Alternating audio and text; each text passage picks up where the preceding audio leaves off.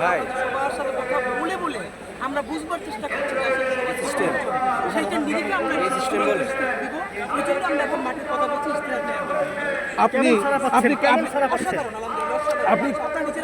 আপনি সংসদীয় কোন আসন থেকে নির্বাচন করতে? ঢাকা। ঢাকা কত? ঢাকা 8।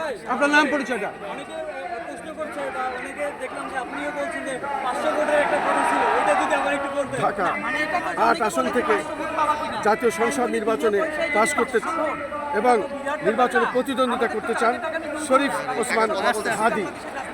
এই শরীফ এবং নতুন রাজনীতি নির্মাণ করতে চাই। এই শরীফ ওসমান হাদি এখানে কথা বলছি এই ঢাকা 8 আসন থেকে তো বিভিন্ন রাজনৈতিক দলের যারা প্রভাবশালী নেতা রয়েছে, তারা এখানে নির্বাচন করছে, তাদের সাথে কতটা মানে এটা তো আলটিমেট ইলেকশন হবার পরে আমরা বুঝবো যে আমরা কতটুকু ভালো করলাম। কিন্তু আমাদেরকে তো রাজনীতিকে করতে হবে নতুন বাংলাদেশের জন্য, ওটাই আমাদের কাজ। আপনাকে কোনো রাজনৈতিক দল থেকে কোনো অফার করা হয়েছে? কিন্তু বারবারই অনেকে বলা হয়েছে, বাট আমরা সবাইকে বলেছি যে আমরা স্বতন্ত্র করতে চাই। মানে আমরা আমাদের লড়াইটাকে স্বতন্ত্র রাখতে চাই, আপনারা চাইলে আমাদেরকে সমর্থন দিতে পারেন। ভাই অনেকে প্রশ্ন করে যে রাজনীতি বা নির্বাচন করতে হলে অনেক টাকা দরকার, সেই বিষয়টা যদি বলতেন। আপনি তো টাকা ছাড়া করে এই যে লিফলেট, এইটাও আমাদেরকে আমাদের শুভাকাঙ্ক্ষীরা বানিয়ে দিয়েছে।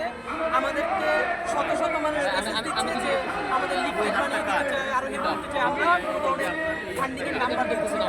এর মানে সততার সাথে যদি আমরা টিকে থাকতে পারি তাহলে ইনশাআল্লাহ পয়সা পাবো। আমরা দেখেছি বারবার যে রাজনৈতিক দলগুলো শোডাউন দিচ্ছে, বিভিন্ন সমাবেশ করছে, শত শত টাকা খরচ করছে, সেই কাজগুলো আপনি করবেন কিনা? আমরা এটা করবো না বলেই তো আমাদের ওই পয়সাও নাই, আর পয়সা থাকলেও করবো না।